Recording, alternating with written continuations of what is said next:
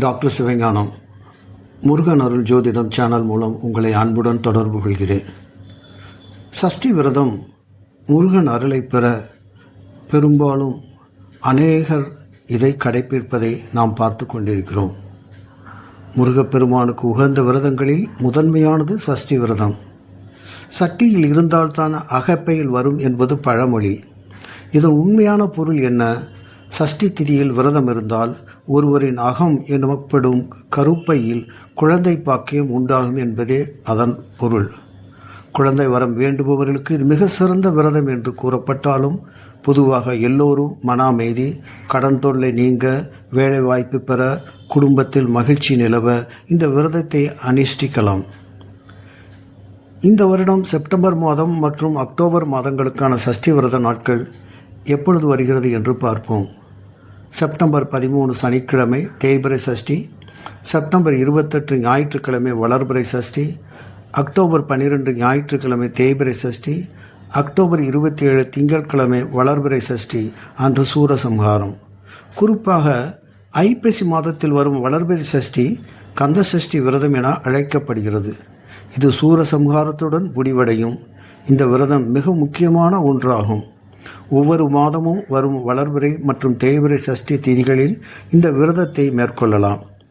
ஐப்பசி மாதம் தீபாவளிக்கு அடுத்த நாள் தொடங்கி 6 நாட்கள் நடைபெறும் கந்த சஷ்டி விரதம் மிக சிறப்பு வாய்ந்தது. இந்த 6 நாட்களும் விரதம் இருந்து சூரசம்ஹாரத்தன்று விரதத்தை நிறைவு செய்வார்கள். சஷ்டி விரத முறைகள், முக்கிய ஸ்லோகம், முருகன் அருள் கிடைக்க ஒவ்வொரு ராசிக்காரர்களும் என்ன செய்ய வேண்டும், ஒவ்வொரு ராசிக்காரர்களும் எந்த முருகனை நம்ம வழிபட்டால் வெற்றி மேல் வெற்றி நமக்கு பிரகாசமாக கிடைக்கும், என்ன செய்ய வேண்டும், என்ன செய்யக்கூடாது என்று விரிவாக பார்ப்போமா? வாங்க. சஷ்டி விரதத்தன்று நாம் கடைபிடிக்க வேண்டிய முக்கிய குறிப்புகள் என்ன என்று பார்ப்போமா? சங்கல்பம் என்ன செய்ய வேண்டும்? விரதத்தன்று காலையில் எழுந்து நீராடி பூஜை அறையில் விளக்கேற்றி பூஜை அறையில் முருகன் படத்திற்கு பூ வைத்து எந்த காரணத்திற்காக விரதம் இருக்கிறோமோ அதை மனதில் சங்கல்பம் செய்து கொள்ள வேண்டும். ஆத்மார்த்தமாக முருகனை வழிபட வேண்டும். தினமும் முருகன் கோயிலுக்கு செல்வது அல்லது வீட்டிலேயே கந்த சஷ்டி கவசம், கந்தகுரு கவசம், திருப்புகழ் போன்ற ஸ்தோத்திரங்களை பாராயணம் செய்வது மிகுந்த பலனை தரும். சரி, என்ன சஷ்டி விரத முறைகள் பார்ப்போம். சஷ்டி விரதத்தை பல முறைகளில் அனுஷ்டிக்கின்றனர். அவரவர் உடல்நிலைகளை பொறுத்து விரத முறையை நாம் தேர்ந்தெடுக்கலாம். முழுமையான உபவாசம் மிகவும் கடுமையான விரத முறை. அது எப்படி? 6 நாட்களும் உணவு தண்ணீர் ஏதும் அருந்தாமல் இருப்பது மிகவும் கடுமையான ஒன்று. ஒருவேளை உணவு மட்டும் 6 நாட்களும், ஒருவேளை மட்டும் மதியம் பச்சரிசி சாதம், தயிர் போன்ற சாத்வீக உணவை எடுத்துக்கொள்வது. விரத நாட்களில் சிலர் பால், பழங்கள், பழச்சாறுகளை மட்டும் உட்கொள்வது. இளநீர் விரதம். அது எப்படி? தினமும் இளநீர் மட்டும் அருந்தி விரதம் இருப்பது. மிளகு விரதம், அது முக்கியமான விரதம். முதல் நாள் 1 மிளகு, 2ஆம் நாள் 2 மிளகு என 6 நாட்களுக்கு 6 மிளகுகளை உண்டு தண்ணீர் அருந்தி விரதம் இருப்பது. உப்பில்லா உணவு. 6 நாட்களும் உணவில் உப்பை தவிர்த்து விரதம் இருப்பது. சூரசம்ஹாரத்தன்று மாலையில் முருகன் தரிசனம் முடித்து விரதத்தை நிறைவு செய்யலாம். சிலர் திருக்கல்யாணம் முடிந்த மறுநாள் விரதத்தை நிறைவு செய்வார்கள். விரதத்தை நிறைவு செய்யும் போது முருகனுக்கு பிடித்தமான உணவுகளை நைவேத்தியம் செய்து பூஜை செய்து பிறகு உணவு அருந்த வேண்டும். நாம் ஜாதகப்படி ஒவ்வொரு ராசி அன்பர்களும் சொல்லக்கூடிய முருகன் காயத்ரி மந்திரங்கள், சுலோகம், அதிர்ஷ்டம் மற்றும் யோகம் தரும் ஸ்தல முருகன் ஆகியவற்றை விரிவாக பார்க்கலாமா? வாங்க. கந்த சஷ்டி விரதம் முருகப்பெருமானின் முக்கியமான பரிபூரண அருளை கொடுக்கும் விரதம். இந்த சஷ்டி விரதம் தனுசு ராசிக்காரர்கள் எப்படி செயல்பட வேண்டும், எவ்வாறு இருக்க வேண்டும் என்பதை பார்ப்போம். தனுசு ராசிக்காரர்களே, உங்களுக்கு அதிர்ஷ்ட தெய்வம் 8 முருகன். உயர்ந்த லட்சியங்கள் கொண்ட தனுசு ராசிக்கு 8 முருகன் அவர்களின் இலக்குகளை அடைய வழிகாட்டுவார். இந்த 8 முருகனின் காயத்ரி மந்திரம் ஓம் ஞான பண்டிதாய வித்மகே குகாய தீமகி தன்னோ ஸ்கந்த பிரசோதயாது.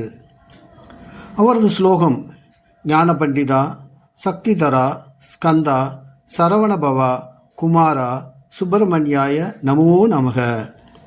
இந்த தனுசு ராசி அன்பர்களுக்கு 8 முருகன் அதிர்ஷ்ட தெய்வமாக கருதப்படுகிறது.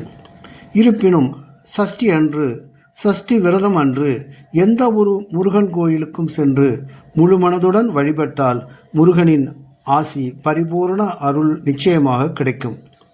இந்த காயத்ரி மந்திரம் மற்றும் ஸ்லோகத்தை தினமும் காலை மாலை 11 தடவையும், சஷ்டி அன்றும் மற்றும் சஷ்டி விரதம் இருக்கும் போதும் கந்த சஷ்டி கவசம், கந்தகுரு கவசம், திருப்புகழ் போன்ற ஸ்தோத்திரங்களை பாராயணம் செய்து இந்த காயத்ரி மந்திரம் ஸ்லோகம் 108 தடவை சொல்ல முருகனின் அருள் பரிபூர்ணமாக கிடைக்கும்.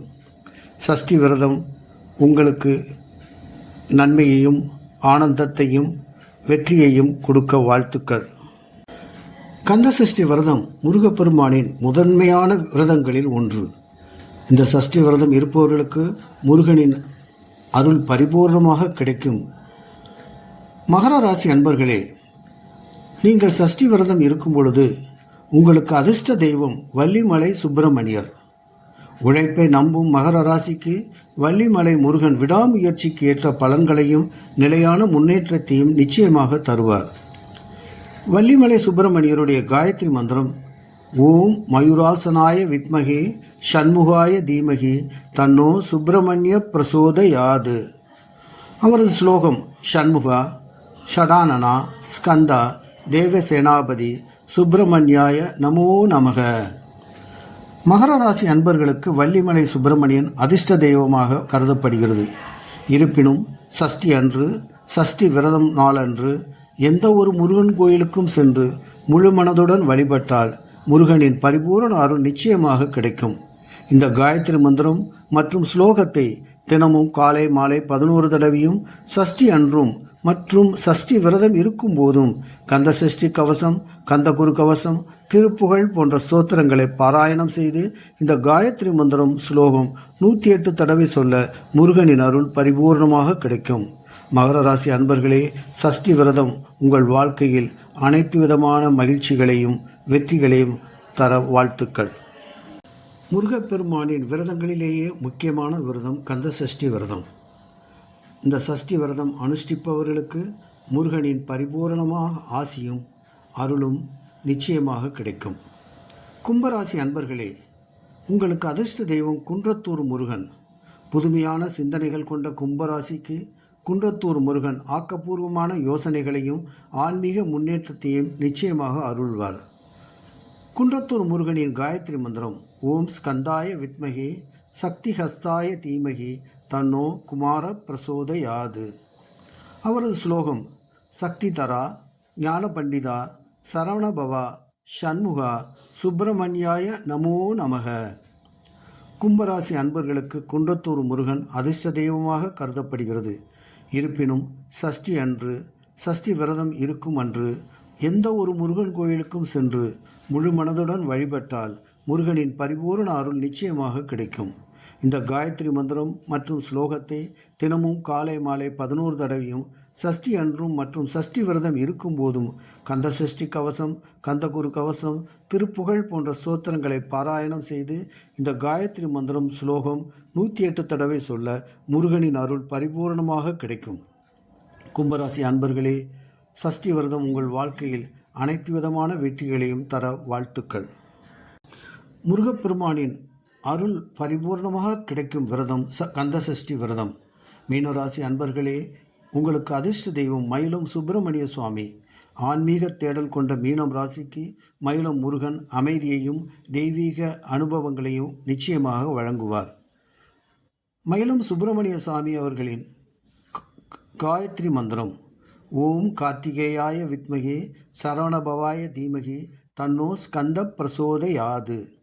அவரது ஸ்லோகம் ஸ்கந்தா, கார்த்திகேயா, சுப்பிரமணியா, சரவணபவா, குஹ, ஷண்முகா, தேவசேனாபதி, சுப்பிரமணியாய நமோ நமக. மீனம் ராசி அன்பர்களுக்கு மயிலம் சுப்பிரமணிய சுவாமி அதிர்ஷ்ட தெய்வமாக கருதப்படுகிறது. இருப்பினும் சஷ்டி அன்று, சஷ்டி விரதம் இருக்கும் நாளன்று எந்த ஒரு முருகன் கோயிலுக்கும் சென்று முழு மனதுடன் வழிபட்டால் முருகனின் பரிபூரண அருள் நிச்சயமாக கிடைக்கும். இந்த காயத்ரி மந்திரம் மற்றும் ஸ்லோகத்தை தினமும் காலை மாலை 11 தடவையும், சஷ்டி அன்றும் மற்றும் சஷ்டி விரதம் இருக்கும் போதும் கந்த சஷ்டி கவசம், கந்தகுரு கவசம், திருப்புகழ் போன்ற ஸ்தோத்திரங்களை பாராயணம் செய்து இந்த காயத்ரி மந்திரம் ஸ்லோகம் 108 தடவை சொல்ல முருகனின் அருள் பரிபூர்ணமாக கிடைக்கும். மீனராசி அன்பர்களே, சஷ்டி விரதம் உங்கள் வாழ்க்கையில் நீங்கள் ஆசைப்பட்ட அனைத்து நல்ல விஷயங்களும் நிறைவேற வாழ்த்துக்கள். அன்பர்கள் அனைவரின் வாழ்க்கையிலும் குடும்பத்தில் சுப நிகழ்ச்சிகள் தடையில்லாமல் நடக்க, ஆசைப்பட்ட அனைத்து நல்ல காரியங்களும் உடனடியாக நிறைவேற முருகன் அருள் பரிபூரணமாக கிடைக்க வாழ்த்துக்கள். இந்த பதிவு பிடித்திருந்தால் லைக் செய்யுங்கள். உங்கள் உறவினர்கள் மற்றும் நண்பர்களுக்கும் வாழ்வில் மகிழ்ச்சி பொங்க இதை ஷேர் செய்யுங்கள். மேலும் இதுபோன்ற பயனுள்ள தகவல்களை பெற மறக்காமல் உடனே சப்ஸ்கிரைப் செய்யுங்கள். மற்றொரு பதிவில் மற்ற ராசிக்காரர்கள் சஷ்டி விரதம் இருந்து வாழ்க்கையில் வெற்றி பெற என்ன செய்ய வேண்டும் என்பதை நான் பதிவு செய்கிறேன். மறக்காமல் தொடர்பு கொள்ளுங்கள். வாழ்க வளமுடன், நலமுடன். டாக்டர் சிவஞானம்.